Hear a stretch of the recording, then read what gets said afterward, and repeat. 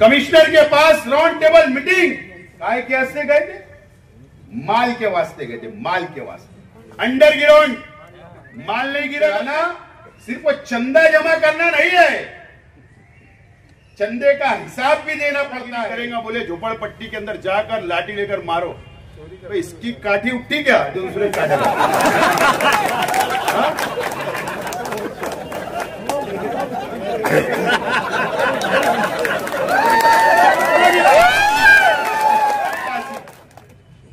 जब तक तुम शेख आसिफ की माला नहीं जपते तुमको नींद नहीं आती।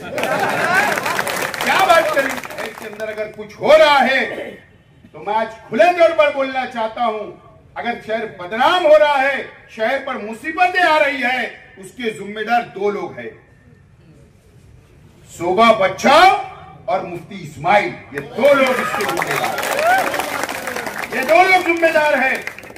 राजनीति, आंदोलन, किसान, करप्शन, गरीबी, इन सभी मुद्दों पर आवाज उठाएगा अब तक न्यूज इंडिया।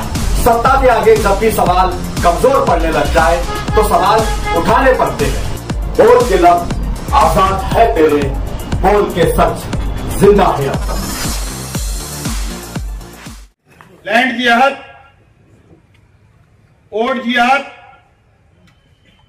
लॉ जिहाद,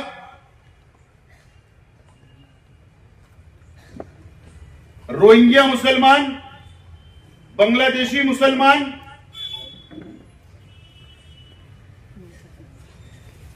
हर तरीके से बदनाम करने का काम मालेगांव शहर को किया जा रहा है।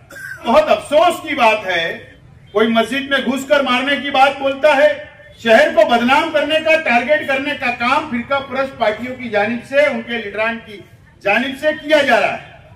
अफसोस की बात यह है कि वो लीडरान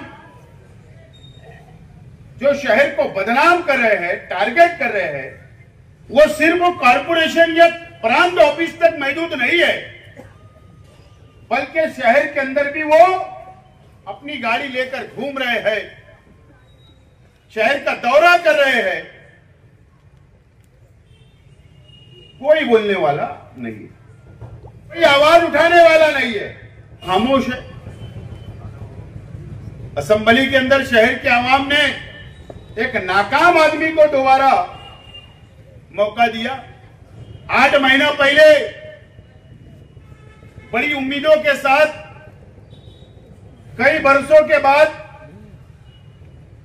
एक member of parliament Congress party के हम लोगों ने चुनकर दिया।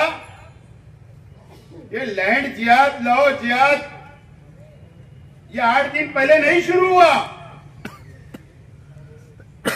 पार्लियामेंट का सेशन चल रहा था, इजलास चल रहा था और शहर को बदनाम किया जा रहा था। उसके बावजूद भी हमारी मेंबर ऑफ पार्लियामेंट और ये शहर के एमएलए महाराष्ट्र सदन के अंदर पार्टी कर रहे थे, लेकिन हमारी मेंबर ऑफ पार्लियामेंट ने वहां पर एहतजाज नहीं किया, वहां पर मुंह नहीं खोला, हमारे सपोर्ट में सामने नहीं आई, मुसलमानों के सपोर्ट में खड़ी नहीं हुई, पार्टी लेकर पार्लियामेंट हाउस के बाद एहतजाज नहीं किया गया। बात की शहर खामोश है। अब अगर शेख आसिफ जब बोलता है तो बुरा लगता है। बहुत बुला बुला के कई तंजीमों ने इस्तेकबाल किया, फूल दिया, फूल बरसाए। कम से कम अब तो आवाज उठा दो, अब तो कम से कम उनको बोलो आवाज उठाने। कब बोलोगे? तंजीम चलाना सिर्फ वो चंदा जमा करना नहीं है, चंदे का हिसाब भी देना पड़ता है, चंदे का हिसाब भी देना पड़ता है। लेकिन वो लोग भी खामोश है। ये अफसोस की बात। बोले शेख आसिफ ने रोहिंग्या को लाने के लिए कहा था, हाँ कहा था, उस वक्त भी कहा था और आज भी कबूल कर रहा हूं कि हाँ मैंने कहा था। डरता उतना नहीं हूं। तुम्हारे जैसा अब अगर मैं दूसरी बात जबान में बोलूंगा तो फिर अभी अंधे भक्त शुरू कर देंगे। मछली बाजार के अंदर क्या पकड़ के क्या उठा के भागने वाले नहीं है, भागने वाले लोग नहीं है, बुज़दिल नहीं है। बोला था उस वक्त कि रोहिंग्या मुसलमानों को जो अत्याचार किया जा रहा था, जो कत्ल आम किया जा रहा था, तो मैंने ये कहा था, और मैंने नहीं बल्कि इस देश की हर दीनी तंजीमी, हर सियासी पार्टी ने एहतजाज किया था। उस वक्त मैं एमएलए था, मैंने भी एहतजाज किया था और मैंने कहा था कि अगर हुकूमत परमिशन देगी तो मैं लाऊंगा। मैंने ये कहा था और आज भी कायम हूं।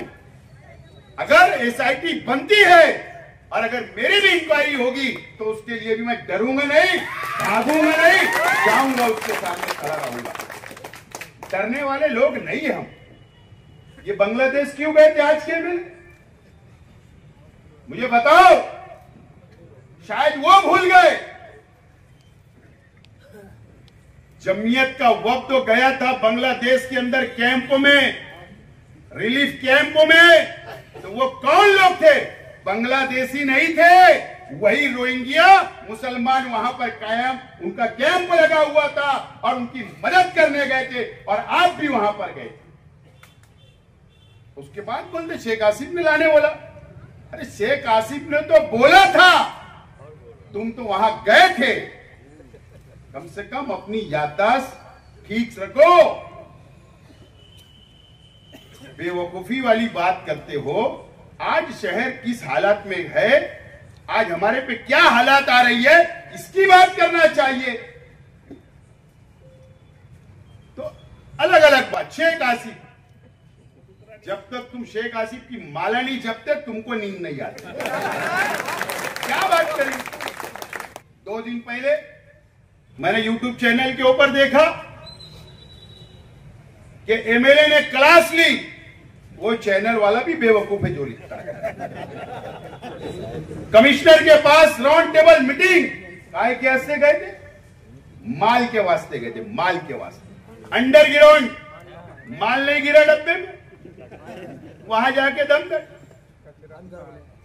कचरा, ये शिकायत।